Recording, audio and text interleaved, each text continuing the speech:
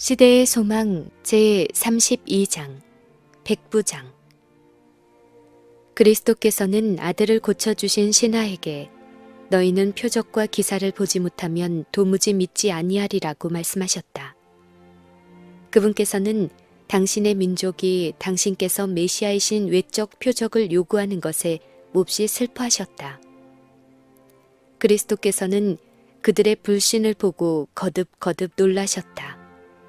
그러나 예수께서는 당신께 나온 백부장의 믿음을 보고 놀라셨다. 백부장은 구주의 능력을 의심하지 않았다. 그는 예수께서 몸소 오셔서 이적을 행하시도록 요구조차 하지 않았다. 그는 다만 말씀으로만 하옵소서, 그러면 내 하인이 낫겠삼나이다 라고 말하였다. 백부장의 하인은 중풍병으로 죽음 직전에 놓여 있었다.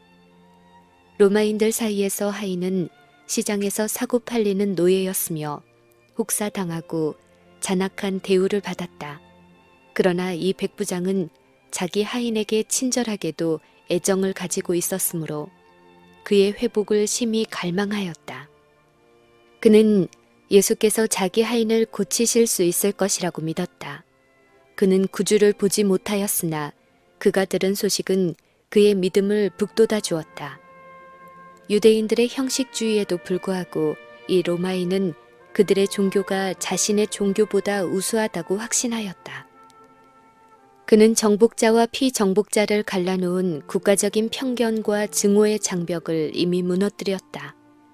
그는 하나님을 예배하는 일에 경의를 표하고 그분을 경배하는 유대인에게 친절을 베풀었다.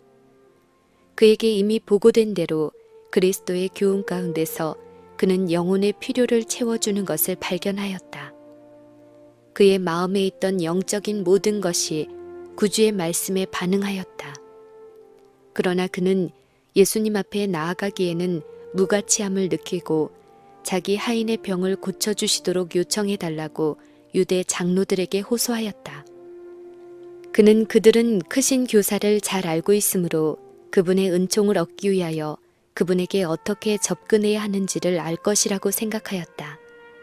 예수께서 가버나움에 들어가셨을 때 장로들의 대표단과 마주치셨다. 그들은 백부장의 소원에 대하여 예수께 말하였다. 그들은 이 일을 하시는 것이 이 사람에게 합당하나이다. 저가 우리 민족을 사랑하고 또한 우리를 위하여 회당을 지었나이다. 라고 역설하였다. 예수께서는 즉시로 백부장의 집을 향하여 출발하셨다. 그러나 군중에게 밀려서 천천히 걸어가셨다. 그분께서 오고 계시다는 소식이 먼저 당도하자 백부장은 자격지심에서 그분께 다음과 같은 기별을 보냈다. 주여, 수고하시지 마옵소서. 내 집에 들어오심을 나는 감당하지 못하겠나이다. 그러나 구주께서 여전히 오심으로 백부장은 마침내 용기를 내어 예수께 가까이 와서 기별을 다 전하여 말하기를, 내가 주께 나아가기도 감당하지 못할 줄을 알았나이다. 다만 말씀으로만 하옵소서. 그러면 내 하인이 낫겠삼나이다. 나도 남의 수하에 있는 사람이요 내 아래 군사가 있으니 이더러 가라 하면 가고 저더러 오라 하면 오고 내 종더러 이것을 하라 하면 하나이다. 라고 하였다. 내가 로마의 권세를 대표하고 나의 군사들이 내 권위를 최상으로 인정하는 것과 같이 당신께서는 무한하신 하나님의 권세를 대표하심으로 모든 피조물이 당신의 말씀에 순종할 것입니다. 당신께서는 병더러 떠나가라고 명하실 수 있으며 그 병이 당신의 말씀에 순종할 것입니다. 당신께서는 당신의 하늘 사자들을 부르실 수 있사오니 저들은 치유하는 능력을 줄 것입니다. 말씀만 하십시오. 그러면 나의 종이 나을 것입니다.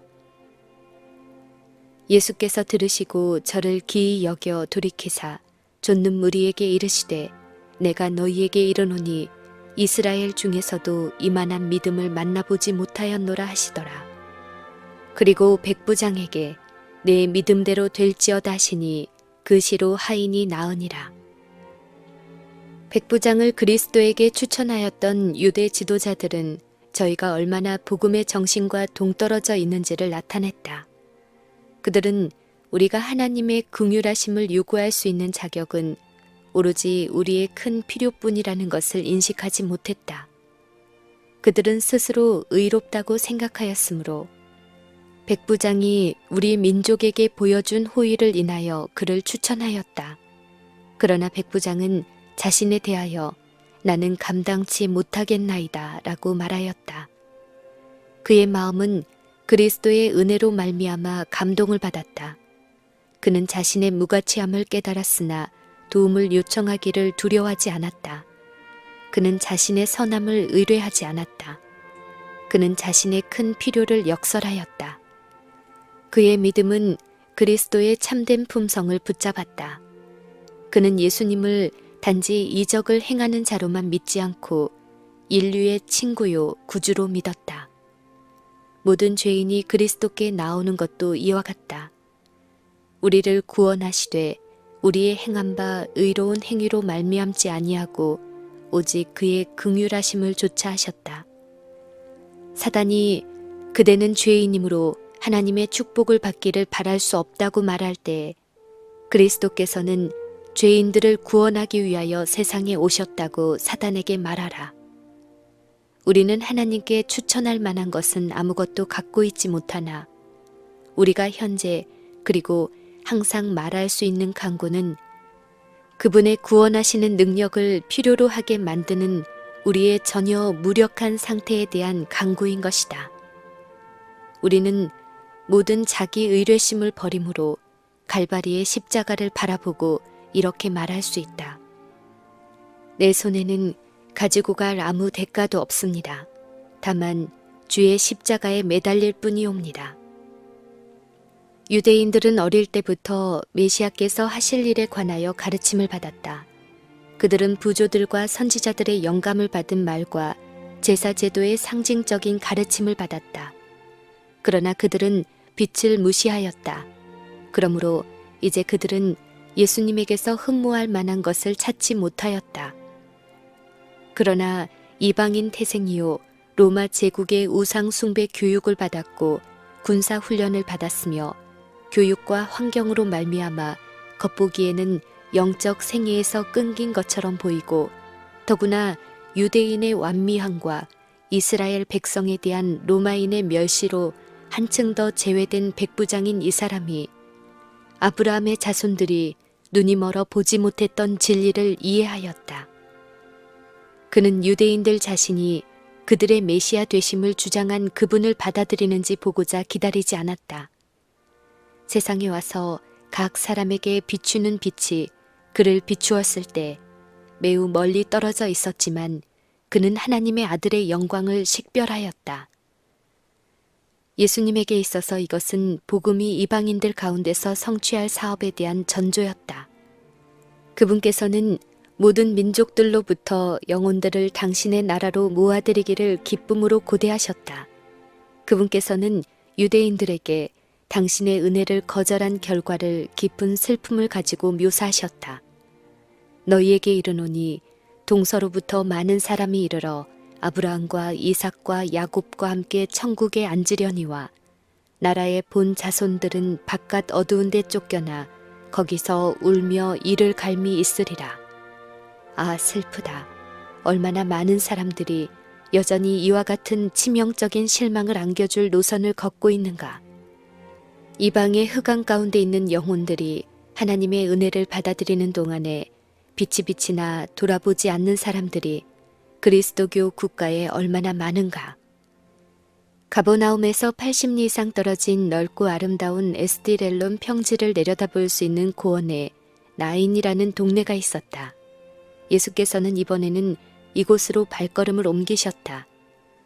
그분의 제자들과 많은 사람들이 그분과 동행하였으며 내내 그분의 사랑과 긍휼의 말씀을 갈급하는 사람들이 그들의 병든 자들을 고쳐주시도록 데려왔다.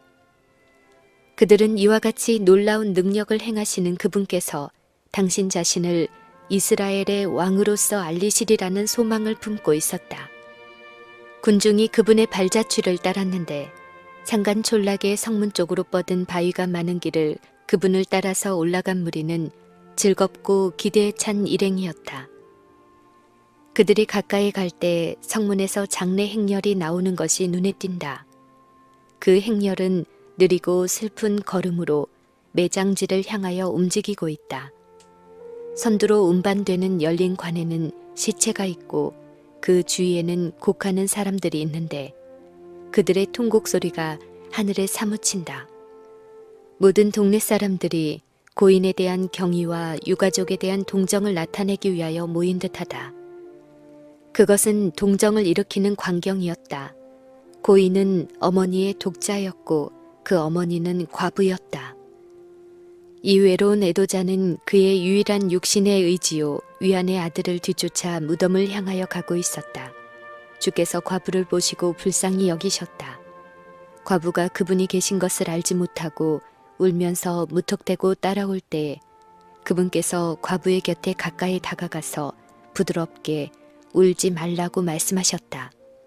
예수께서는 곧 과부의 슬픔을 기쁨으로 변화시킬 것이었지만 이러한 자애로운 동정의 말씀을 하지 않을 수 없으셨다. 가까이 오사 그 관에 손을 대시니라. 시체를 만지시는 것도 그분을 부정하게 할 수 없었다. 관을 맨 자들이 조용히 섰고 애곡하는 자들의 통곡도 그쳤다. 그 두 무리들이 혹시나 하여 관 주위에 모여섰다. 질병을 내쫓고 사귀를 정복하신 분께서 임석해 계셨다. 사망도 과연 그분의 권세에 복종할 것인가? 분명하고 위험 있는 음성으로 청년아, 내가 네게 말하노니 일어나라는 말씀이 발하여졌다. 그 음성은 죽은 자의 귀를 울렸다. 청년은 눈을 떴다. 예수께서 그의 손을 잡고 일으키셨다. 아들의 시선이 자기 곁에서 울고 있던 어머니에게 머물렀다. 어머니와 아들은 얼싸안고 길고 기쁜 포옹을 하였다. 군중은 마치 넋을 잃은 것처럼 침묵 속에서 바라보고 있었다. 모든 사람이 두려워하였다. 입을 다문 채 경건한 마음으로 그들은 마치 하나님의 임재하심 앞에 있는 것처럼 잠시 서 있었다. 그리고 하나님께 영광을 돌려 가로되 큰 선지자가 우리 가운데 일어나셨다 하고 또 하나님께서 자기 백성을 돌아보셨다 하더라. 장래의 행렬은 개선의 행렬로 나인성으로 되돌아갔다. 예수께 대한 소문이 온 유대와 사방에 두루 퍼지니라. 나인 성문에서 슬퍼하는 어머니 곁에 서 계셨던 그분께서는 관 곁에서 슬퍼하는 모든 애곡하는 자를 주목하신다. 그분은 우리의 슬픔에 동정을 느끼신다. 지난날 사랑하고 불쌍히 여기시던 그분의 마음은 변함이 없는 온유한 마음이다. 죽은 자를 살리신 그분의 말씀은 나인성의 청년에게 말씀하실 때와 같이 오늘날에도 효험이 있다. 하늘과 땅의 모든 권세를 내게 주셨으니 라고 예수께서 말씀하신다. 그 능력은 세월의 추위로 말미암아 감소되지도 당신의 넘치는 은혜의 끊임없는 활동으로 인하여 고갈되지도 않았다. 당신을 믿는 모든 사람에게 그분은 여전히 살아계신 구주이시다. 예수께서는 아들을 돌려주심으로 어머니의 슬픔을 기쁨으로 변하게 하셨다. 그러나 그 청년은 다만 이 지상에서의 생명을 누리도록 일으킴을 받은 것으로 이 생의 슬픔과 수고와 위험을 견뎌야 하며 다시 사망의 권세 아래 들어갈 것이었다. 그러나 예수께서는 곧 산자라 내가 전에 죽었노라. 볼지어다 이제 세세토록 살아있어 사망과 음부의 열쇠를 가졌노니 자녀들은 혈육에 함께 속하였음에 그도 또한 한 모양으로 혈육에 함께 속하심은 사망으로 말미암아 사망의 세력을 잡은 자 곧 마귀를 없이 하시며 또 죽기를 무서워함으로 일생에 매여 종노릇하는 모든 자들을 놓아주려 하심이니라는 무한하신 소망의 기별로 죽은 자들에 대한 우리의 슬픔을 안위하신다. 하나님의 아들이 살라고 분부하실 때 사단은 죽은 자를 장악할 수 없다. 사단은 그리스도의 능력의 말씀을 믿음으로 받아들이는 영혼을 영적 사망에 붙잡아 둘 수 없다. 하나님께서는 죄 가운데 죽은 모든 자들에게 잠자는 자여 깨어서 죽은 자들 가운데서 일어나라고 말씀하고 계신다. 그 말씀은 곧 영생이다. 인류의 시조에게 살라고 명령하신 하나님의 말씀이 지금도 우리에게 생명을 주는 것과 같이 청년아, 내가 네게 말하노니 일어나라고 하신 그리스도의 말씀이 나인성의 청년에게 생명을 주었던 것과 같이 죽은 자들 가운데서 일어나라고 하시는 그 말씀도 이를 받아들이는 자에게는 생명이 된다. 하나님께서는 우리를 흑암의 권세에서 건져내사 그의 사랑의 아들의 나라로 옮기셨다. 이것은 그분의 말씀을 통하여 우리 모두에게 제공된다. 이 말씀을 받아들이면 우리는 구원을 얻는다. 예수를 죽은 자 가운데서 살리신 이의 영이 너희 안에 거하시면 그리스도 예수를 죽은 자 가운데서 살리신 이가 너희 안에 거하시는 그의 영으로 말미암아 너희 죽을 몸도 살리시리라. 주께서 호령과 천사장의 소리와 하나님의 나팔로 친히 하늘을 쫓아 강림하시리니 그리스도 안에서 죽은 자들이 먼저 일어나고 그 후에 우리 살아남은 자도 저희와 함께 구름 속으로 끌어올려 공중에서 주를 영접하게 하시리니 그리하여 우리가 항상 주와 함께 있으리라. 이것은 그분께서 우리가 그것으로 서로 위로하라고 명하시는 위로의 말씀이다.